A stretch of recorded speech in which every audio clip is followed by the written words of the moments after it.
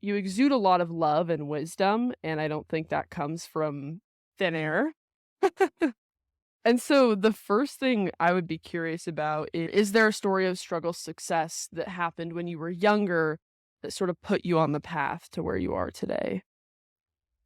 Yeah, so I came from a family of educators and entrepreneurs, and they always taught me hard work. You have to work hard to get where you are. You don't have to be the smartest. You just have to try harder than everyone else. When I was in fourth grade, I ended up moving from private school to public school, and I got bullied like really bad. And I'm still dealing with some of the emotional trauma of that. And that continued on until I was 35, until I started my own business and I received coaching. So, because of that work hard mentality, I really attributed my self esteem to working hard. And I'm sure you hear it all the time, Yeah. but it doesn't matter. And nothing else matters as long as I'm working hard and people know that. That's what I was thinking. And Mhm. because of that, I gave up so much. I gave up so many relationships, working on myself. And I don't regret it at all. I am glad that I have the core value of working hard. But since I learned more about myself and put my priorities in place and got married and have kids, I just know how to work smarter and I prioritize and I use my own tools that I help with everyone else in Mhm. still being able to be productive, but knowing when to shut off and knowing when enough's Right. enough. And do you feel like that idea of just working super hard all the time, do you think ADHD contributed to that, or was that more of just a learned mindset from family, or maybe just a mixture of both? I think it's a mixture of both. And I think it's also like the trauma of not really having many friends that I can rely on. The one thing I knew I could rely on was me working hard. Right. And then getting that positive reinforcement from my administrators and higher ups and climbing the ladder of success. I made it far fast. Doesn't mean I was happy. And that's why I Yeah. ended up leaving public education and starting an ADHD coaching business. But I would say it's nurture, nature, and Yeah. just not having the right tools. I went to lots of different therapists, but I didn't even know what coaching was. Like I was on a swim team, I was on a basketball team, I was on a tennis team, but I didn't know You coaches just named existed. all the sports that I did.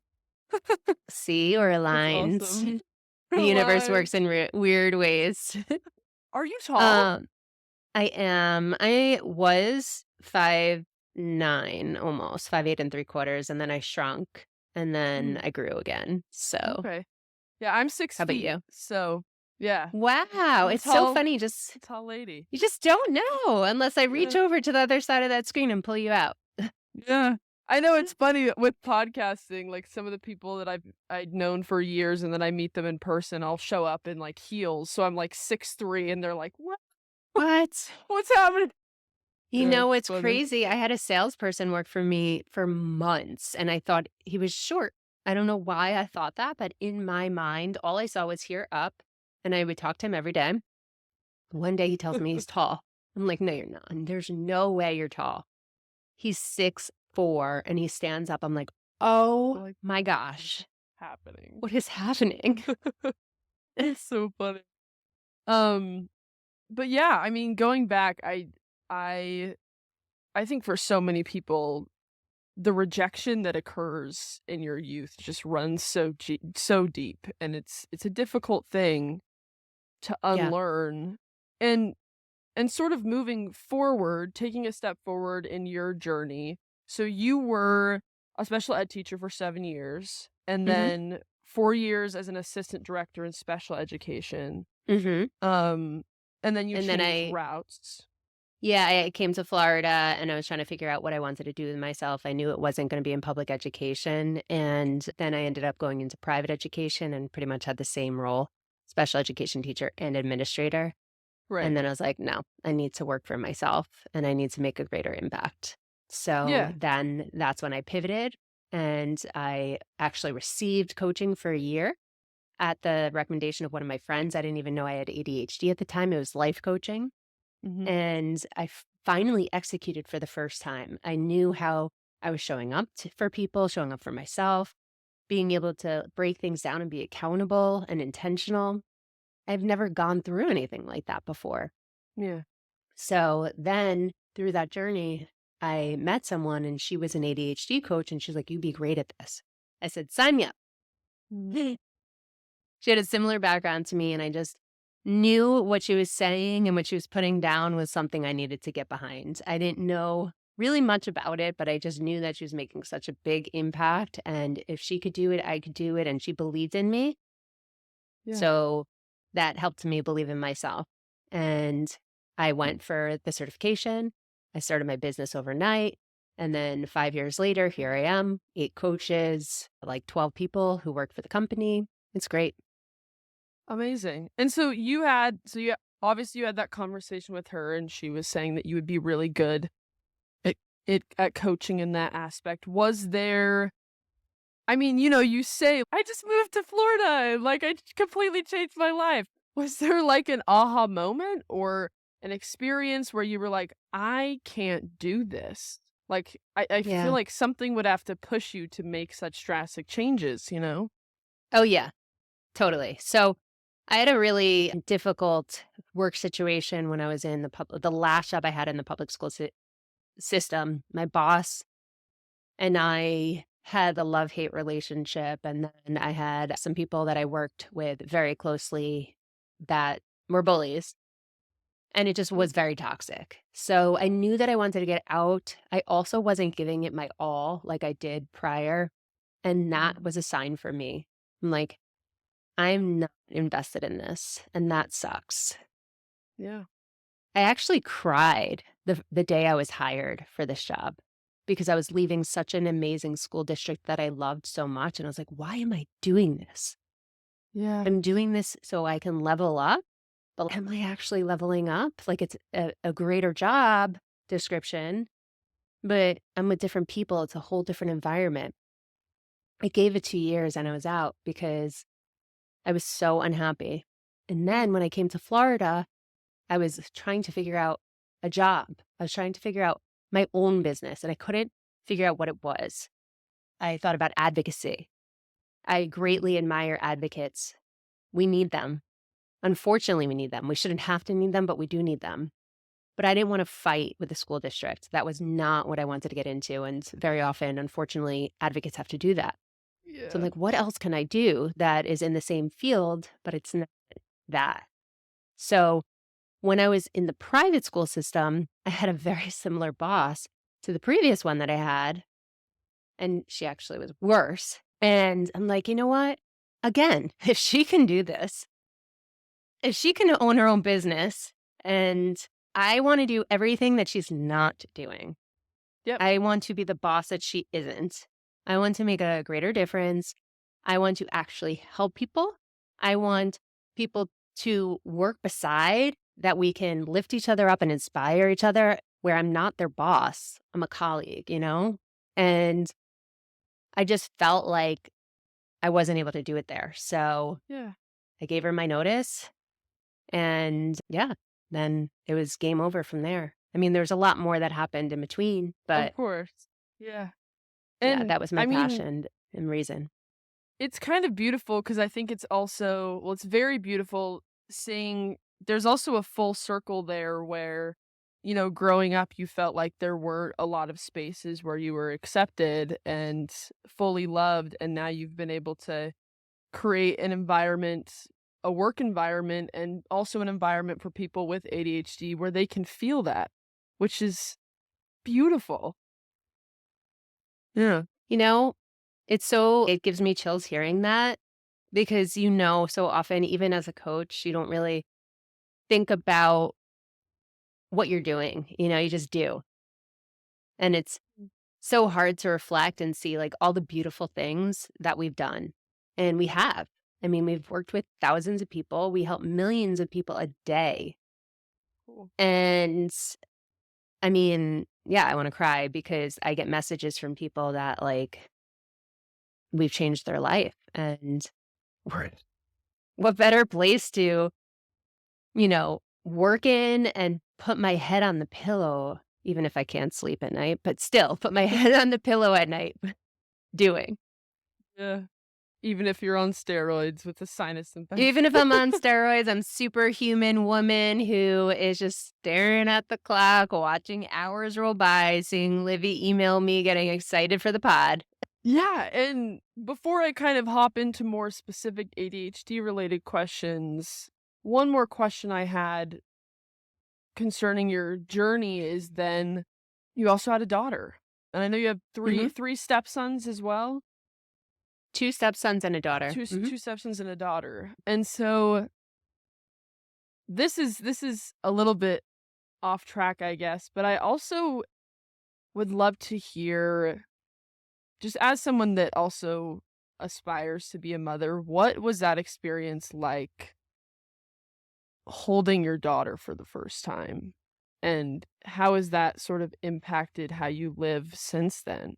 That's a multiple step question. So, when I was delivering, I was in labor for 2 days, and then I was 7 centimeters dilated, and they were like, "Sorry, we're gonna do a C-section." Like, "All right." And at that point, I had an Eden, and I had an epidural in me. I was running on true adrenaline like I am right now. And I threw up once I was on the operating table into a bag while they're cutting me open. So excited to be a mom. So I have my husband looking at me like feeling terrible that he can't do anything to help me, right? He's just standing there feeling helpless. And the baby comes out. The nurse sees her. My husband sees her, and they're all like smiling and everything. And there's this big, you know, blanket in front of me, so I couldn't see the organs sticking out of my belly. And I'm like, "Can I see her? Can I see her breathe? Can I have my baby? Yeah.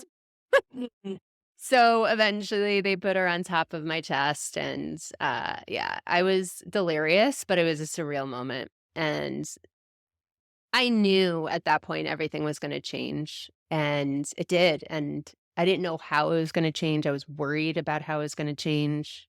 I was worried I wasn't prepared because you're never Yeah. prepared until you get there. Yeah.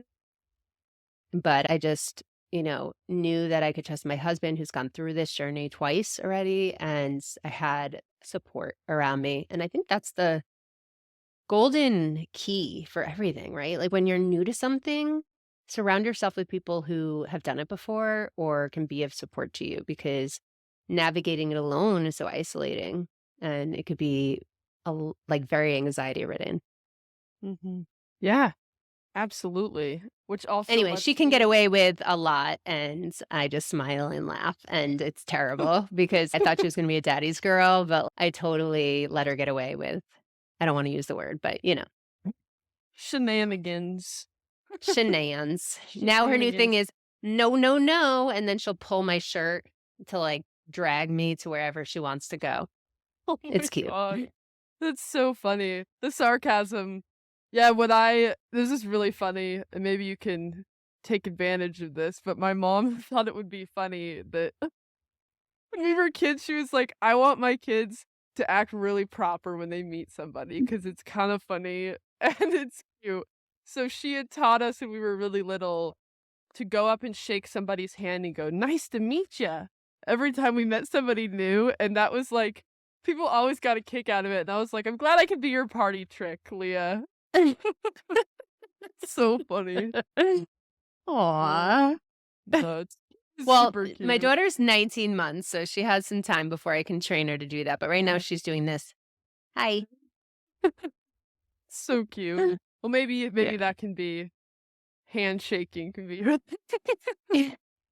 um, but so sort of transitioning, as you know, the main people that are listening to my podcast are late teens, early to mid 20s, and whether you think of yourself as a 21-year-old or somebody listening, what would you want we'll say a 21-year-old specifically, that has ADHD to know? That you have I a know whole that's life a ahead of yeah. sorry, I was just gonna say I know You it's have a very general question, but no, no. You have your whole life ahead of yourself. When we're 21, we think we know everything, right? We're adults. We're exploring. When I was 21, I had just gone to grad school in New York City and I was partying and I thought I was the coolest thing going to nightclubs with Paris Hilton and whatever. So I thought I knew everything. And there was so much I didn't know. So just enjoy wherever you're at, wherever you are is where you're supposed to be. And you have so much time to get to where you need to go. Not to say that you shouldn't do whatever you want and reach your potential and accomplish your dreams, but there's so much you're going to learn about yourself, especially in your 20s, every single year. And you're going to have to go through these experiences to understand more about yourself. The more we say, I have to be a certain way now, how will you? First of all, how do you know you have to be that way, right? Mhm. Date, meet new people, experience stuff. That's how you know what you like, what you don't like. That's how you Mhm. know which bosses are good for you, which aren't. That's how you know which jobs work and which don't. You don't always have the magic answer in your 20s. Explore if you can. Yeah. I love that. Do stuff. Just do stuff. Yeah, do stuff, Yeah, do yeah. stuff, and It and just know you're 21, you know? It's okay to mess up. It's okay to mess up at any time of your life. yeah, yeah. And yeah, that speaks to me a lot too, because it is a very interesting realm to be in to sort of do what I do, but also be in my early 20s because especially in your 20s, you think you're so self-aware, and there's so many things you You're don't know not. about yourself, and I and I learn think something new every day. yeah, and it's even just yesterday, I was at a business mastermind with James Whitaker, who introduced us, and he is fantastic, and I was just sitting there, and I've always had this weird tie thinking that, I do stuff, and I can jump into the unknown, I'm not scared of uncertainty, and I was sitting there hearing people talk, and I was just thinking there is so much more fear to be unpacked that is holding you back than you've ever told yourself that you have. And that Oh, was yeah. just shocking to me because I was like, "No, I thought I was like I had conquered fear," which is like, what is that? And so, yeah, it's very interesting regardless of what you're doing or what stage you're at, especially in your 20s. Definitely don't try and think you've got yourself figured out because you don't. And even when you think you figured yourself out later in life, you still haven't. Like, we're Yeah. constantly evolving and expanding. And also to that point, your brain is still developing into your mid to late 20s. They say Yep. 25 is when your brain fully develops, Yeah. but really it can develop all the way until you're 30. Mhm. And when you have ADHD, you're 30% usually delayed in social and emotional intelligence. Mm. So now you're no longer 21. You got to take 30% off of that. Yeah. Yeah. So just think Absolutely. about that. Just have fun because there are going to be things that you're going to get into when you're older and you're going to look back and be like, oh man, my 20s is a good time. Yeah. Yeah. Don't take And yourself too seriously. absolutely. Yes. I love that. Thank you. Mm. Yeah.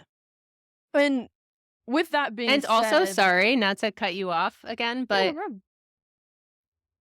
you can still conquer the world at 21 too.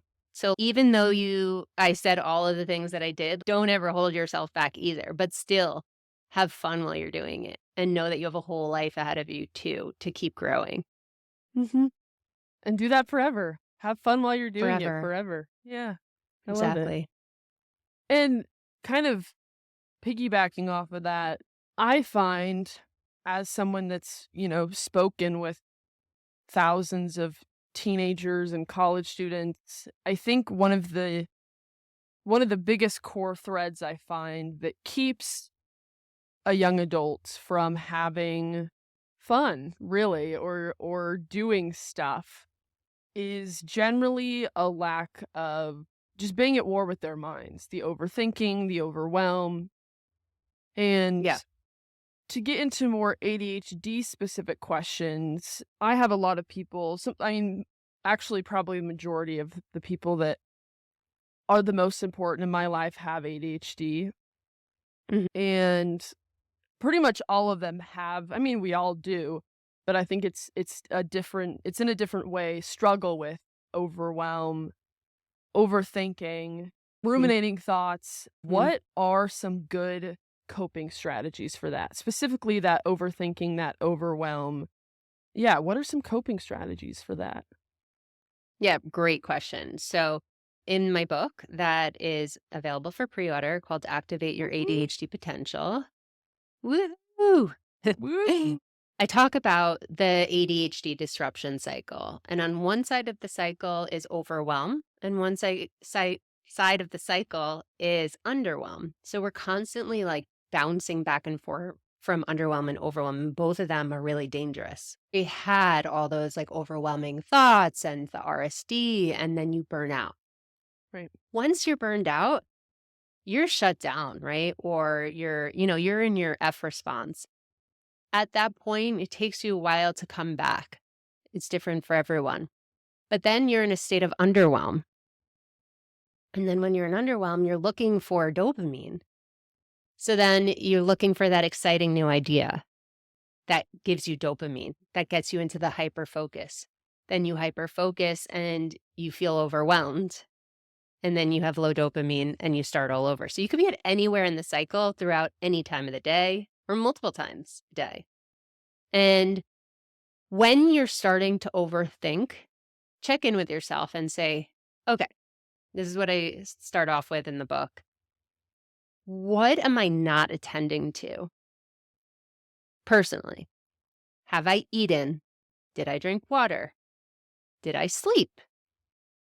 Is what I'm doing important right now? Can I put it on hold? Think about your basic hierarchy of physiological needs. Take care of those first and remove yourself from the environment that you're overthinking in. Because very often when you go outside or you change rooms, you're no longer struggling with that negative thought. So go somewhere, take care of yourself. Then, when you have that space to start thinking, brainstorm everything that's on your mind.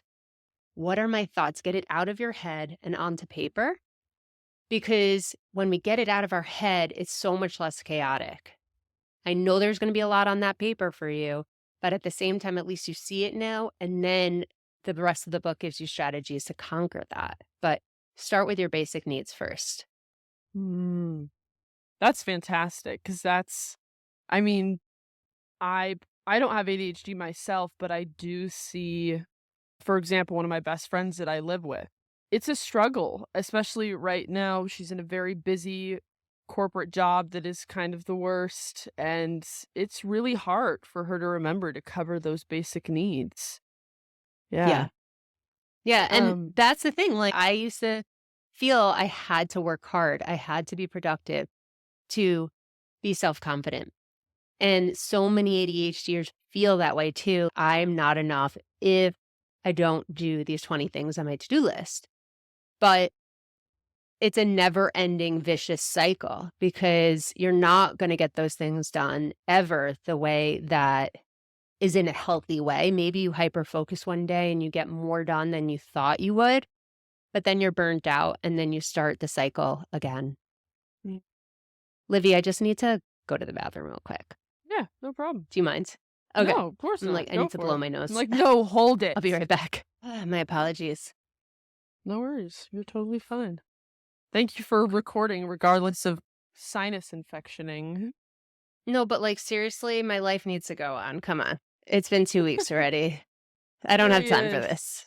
Oh god. Yeah. And like it's Right. funny because I told James that, and see, I'm sweaty. I told James that I couldn't come to his mastermind because my nanny was out the week before. But now I'm really glad that I didn't go because I'm sick. So like I would have gotten all of you sick. So I did Yeah. you guys a favor. You're Fair. welcome. Thank you. Thank you, thank you.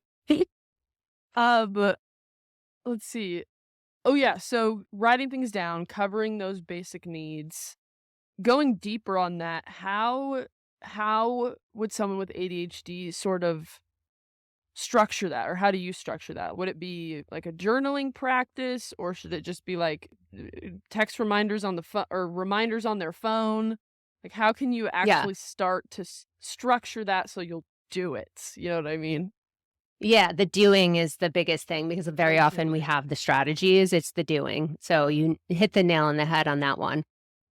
Like I said before, with anything, joining some sort of support group or accountability with a friend, having someone take this journey with you that you can, hold each other accountable and shoot ideas back and forth. We're verbal processors. So when we're in it alone, it's really hard. So we have, as if you buy our book, we have a community. It's a Discord community where you could body double for life. And there's always ADHD adults in there.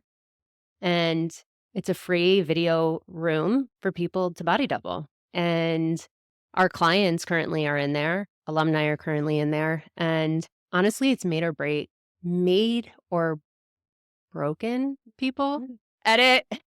And It can make or break you. Edit. It can make or break you because we know what we want to do as ADHDers, but I talk in the book, I give you accountability questions too. Like, how am I going to know that I did it? When is it going to be done by? And how am I going to help? Like, who's going to help support me to get there? What accountability am I going to need? So, all of those are accountability questions when executing on a task or an action or to do. Yeah. Yeah, and I love that you brought up body doubling because I have with my friends that have ADHD and autism, body doubling has changed their life. One of them even started a company that is simply providing spaces for body doubling because it is It's fantastic. amazing. Hmm. Mhm. Yeah, Focus Mate is out there. That works too. A lot of people are doing that for free 3 times Yeah. a week. And I do wanna mention too, you've mentioned accountability a lot. Anyone that's listening, if you have ADHD, the people that love you in your life want to support you, and if, for example, my sister has ADHD or my roommate, if they came to me and were like, "Hey, I wanna do, like, a check-in or something once a week," because sometimes I struggle covering my needs or, like, noticing what I'm feeling. Because anyone, not even people with ADHD struggle with that. I would Mhm. say yes immediately. Ask for help. Ask for accountability from the people that you love because they want to help you. Just ask. You know what I mean? And exactly, that's the hardest thing I think that we struggle with as humans, asking for help. Mhm. And very often, like you said, people wanna help you, but Yep. when you don't accept their help, they feel rejected. So lean into that feeling and know Yeah. that you're enough where people who love you would wanna help you. And you're Absolutely. also helping them too, because whenever you help someone else, you're helping yourself. Mhm. Absolutely. And I imagine you can probably relate to this too. It is very hard to ask for help, and that was a big journey that I had to go on where I grew up in a family, we were fighters. I was taught to fight, I was taught to persevere, I was taught to like I could do it on my own, like independence Mhm. was everything. And to finally get to a point where I could reframe that asking for help isn't weakness, it's actually a strength, and to be someone that can bring community together, can bring love together, what a strength. Like how could I possibly think that asking for help is a weakness? Like humans were never made to function solo. Alone. Yeah. And No, I mean, we are social beings. We get depressed when we are by ourselves, and that's why there were so many mental health issues since COVID. No, I mean, and the more you open up and be vulnerable with the people who love you, you get to learn more about them too, because they end up sharing some things that they probably share with you that you didn't mhm. know about them. Great point. That is absolutely Yeah. true. And also, what So we've talked about accountability, finding ways to structure that a little bit better. You have resources in your book. Mhm. How relating to that, structuring accountability, how I think everybody has to do things that they don't want to do. Is there any Mhm. additional structures or strategies in your book or that might come to mind as Absolutely. far as how someone with ADHD can get themselves to do the things that they don't want to do? Yeah, 100%. So, I mentioned dopamine. When we're not interested in something, we hypo-focus, which means we're doing the opposite of hyper-focusing. We literally are, like, rejecting the task. We don't want to go near it, okay? Mhm. So, yeah, accountability helps there, but also getting your dopamine levels up. So that could be obviously the highest way of doing that is by taking a stimulant. But you could also take a different type of stimulant like coffee. You could have chocolate. You could dance. You could exercise. You could meditate. There's so many ways of getting your dopamine levels up naturally, going outside, being in the sun. It doesn't last as long as stimulant medication, but it still can help you get excited or more into doing the thing. Everyone hates laundry. I don't know anyone who likes laundry, ADHD or not. And in order to get you going with laundry, maybe you need to listen to music. Maybe you need to pair your task with something that energizes you. Or maybe you have to do a dopamine inducing activity right before you do the activity or right after you do the activity as a reward. Mm. So, yes, I talk about that a lot in my book. And then ultimately it's figuring out once you go through those 12 steps, what are your values? What are your strengths? What are your passions? And what is your optimal focus time? What are your dopamine levels? And then figuring out actually what you have to do.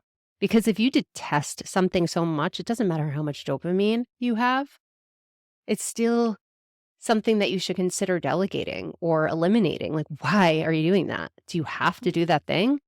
And I think very often we think that we're only good if we do everything, but we don't have to do everything again. We can ask for help. Mm. We're only good if we think we can do everything. Yeah. It's a scary mindset to be in. And Yeah, and you it you is. mentioned you mentioned meditation in there. That was a question I had somebody ask that knew I was gonna have you on the podcast. Do you Yeah. meditate, and do you think you personally, and also does meditation help people with ADHD, would you say? Yeah. 100%, it helps everyone. So, it's hard to meditate with ADHD. So, I used to do transcendental meditation because I had a lot of accountability. I got into a routine. I was doing it like 45 minutes a day, which is a very big investment. This was before I was married and had kids. So, I had more time in my life to do that. And I also had that toxic boss. So, this saved me, honestly, from reacting physiologically. I was in a transcendental state. Yep. However, that only lasted for so long because it was a big commitment. And Yep. people with ADHD, their minds wander. People with anxiety, their minds wander. I mean, a lot of people can't sit there and just think of a mantra or one thing to meditate. So you can do guided meditations. You could also literally just focus on an object while you're walking. If you go outside, look at the trees, focus on the birds. That's meditative. Yep. Kick a soccer ball. That's meditative. Mhm. If you're focusing on one thing at a time, that is meditation and Mhm. mindfulness. It's not always this. Yep.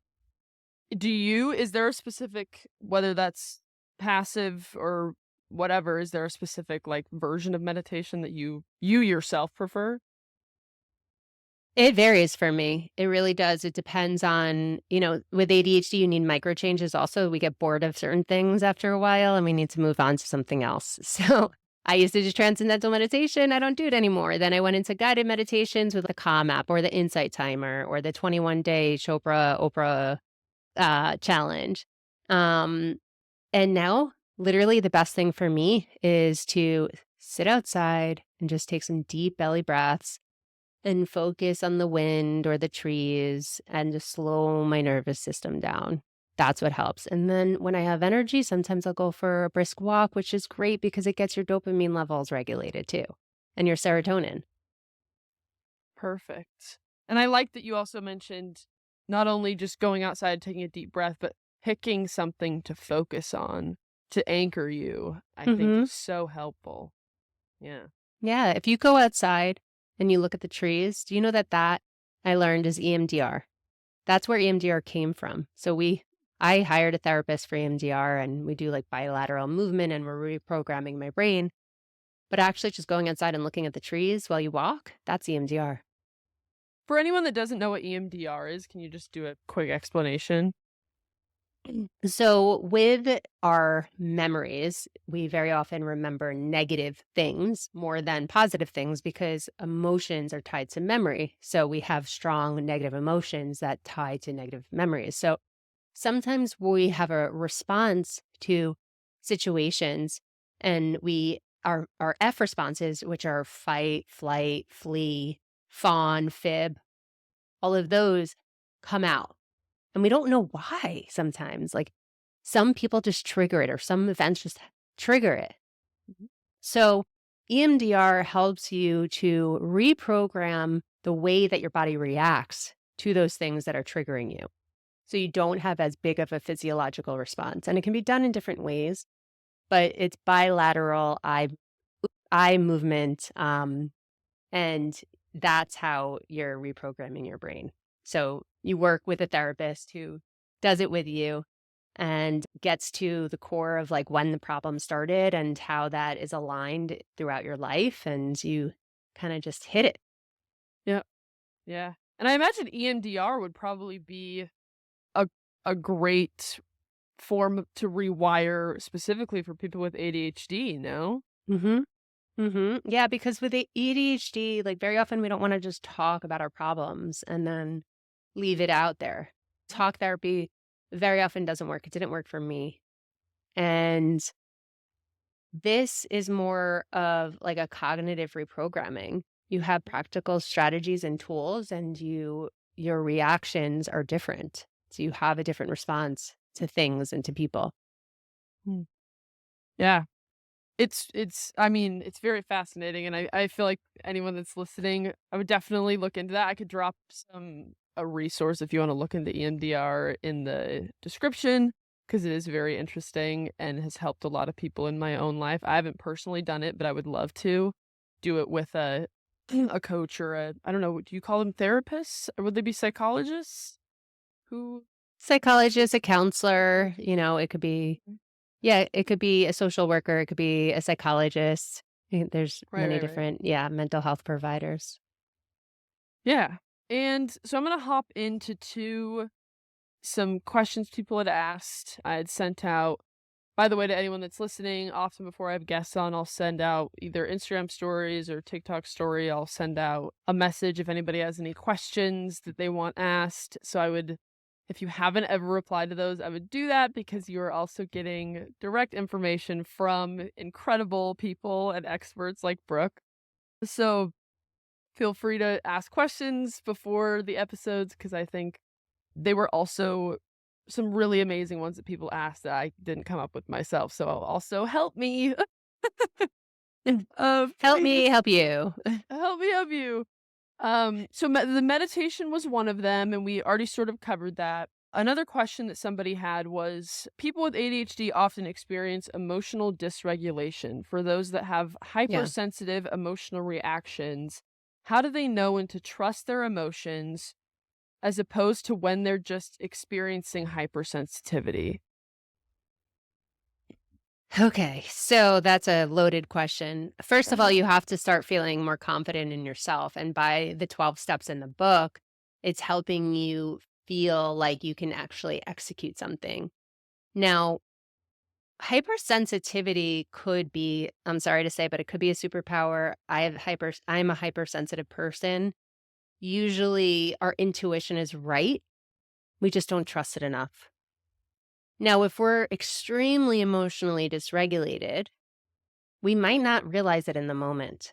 So when you're calm and you're regulated, so when you have a bad executive functioning day, it's hard to, evaluate, is it me or is it my executive dysfunction? Is it my hypersensitivity? Is it them? It's really hard. So take a step back. Sometimes you need to pause, you need to delay.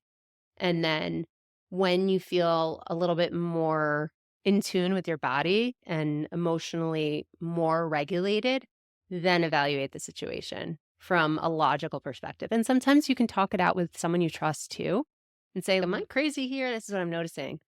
And it's not that you're relying on the other person. It's not that you're dependent on the other person, but we're verbal processors. So sometimes we get to the answer by talking it out.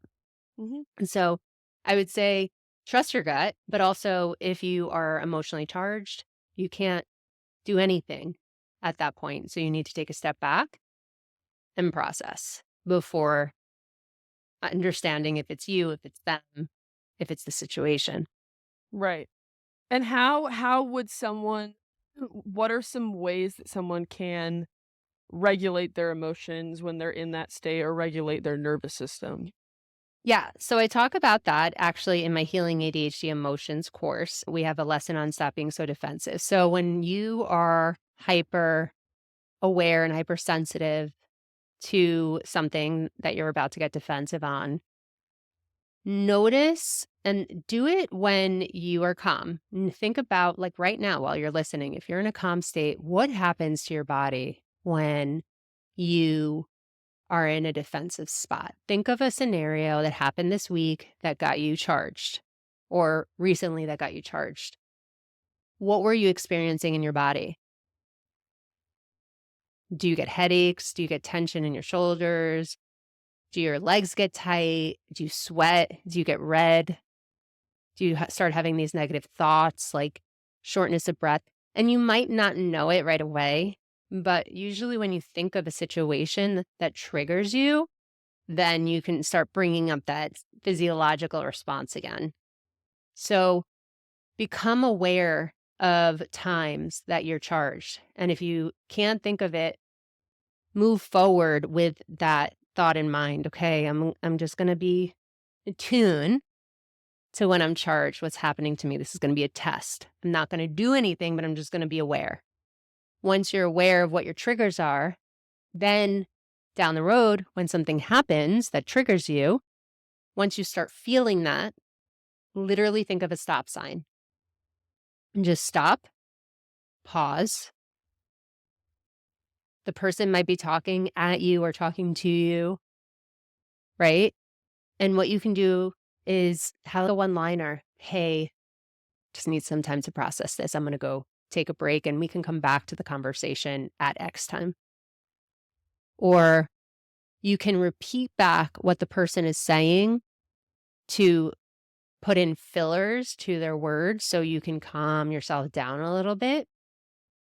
And if you feel like you're calm after you repeat back some of their words, like the last three words of their sentence, or, oh, yeah, tell me more about that type of thing while you're like trying to calm, you might be in a better spot at that point. But very often when I'm charged and I need to process something, whatever I say in the moment is not going to come out well. So my husband and I have a rule that if it's too late at night or if like we get to a point where we just can't see eye to eye, we just come back to it another time and we have a safe word and we respect the safe word.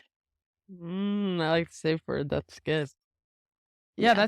that's amazing, thank you. Those are incredible tips Thank and you. simplistic and easy to grasp. And final question that somebody had asked was someone asked us, and this is also because I also recently posted about this, so I think it's people also know that I'm going through this, but do you have any thoughts on because I know for some people, Adderall doesn't work for them, Hmm. it doesn't go good with their body. For me, I was on antidepressants for quite a few years and recently Hmm. weaned off of them. So the question is, how might you instruct someone or any sort of strategies if they are thinking of weaning off Adderall or an antidepressant? Well, two totally different strategies. So I'm I on guess that's both. true. They're very different. Yeah. Very different. I'm not a doctor, so don't listen to what I have to say about this. You gotta talk to your doctor. But I can say personally, with an antidepressant, you have to wean off of it, right, over time. Mhm. With a stimulant, you don't have to. So speak Oh, to your really? doctor and find out what the strategy is that they recommend and make sure that you're supervised by them while you're doing it. Mhm. Yeah. And yeah, it was a very interesting process for me because I actually just got put on an antidepressant by my psychiatrist. Like, looking back, I'm Mhm. like, "Why was I not talking to a therapist or somebody else?" Like, they so I just went Yeah. on it, and then the wean-off process that they recommended It's was hard. horrific, actually. It was, like, a Yeah, bad you feel like a drug recommendation. addict, right? Well, and I Yeah. also like, the way that they told me to do it, I had brought it up to other people that are also psychiatrists, and they were like, "That's dumb." And I was like, "Well, maybe that's why Time I for feel a like new I'm psychiatrist. crazy." Yeah, no, she was Yeah, it's amazing. supposed to be a long period of time for the wean off process. Yeah, Long, slow, and gradual. yeah. It was sort of that, but not quite. But yeah, by the way, if anyone that's listening is going through that and wasn't expecting it to be as bad as they thought it was, you're not You're crazy not because I alone. also feel crazy. My gosh, when I tried to go off of antidepressants when I was right before I got pregnant, I felt shaky, just sweating and all these things. And I'm like, all these negative thoughts that were, and I think I did it too soon. So I Mm. ended up going on Zoloft after the Lexapro, and I'm still on Zoloft. And, I like it. And to me, there's nothing wrong with being on it because it's helping me. It's taking the edge off. But Yeah, yeah, talk to your doctor. yeah. Is there any last thing that you would wanna advice or last thing you would wanna say specifically to young people? Yeah. Know that, again, you're more than enough. There's resources out there. You're not alone. And you have the world at your fingertips. You really do. And you can create yourself new every day. And your situation that you're in right now is just a season. So if you're depressed, if you're anxious, if you feel alone, it's just a season. There's people out there that can help you. There's friends out there that can be of support. You just might not be surrounded by the right people at the current moment. And in order to figure that out, you have to explore, you have to try, you have to get out and really put yourself out there and have some exposure, which is scary, but there's a whole world of opportunity out there for you. And again, right now is just a season. So this too shall pass. Beautiful. Thank you. And thank you so much for talking today. This was amazing.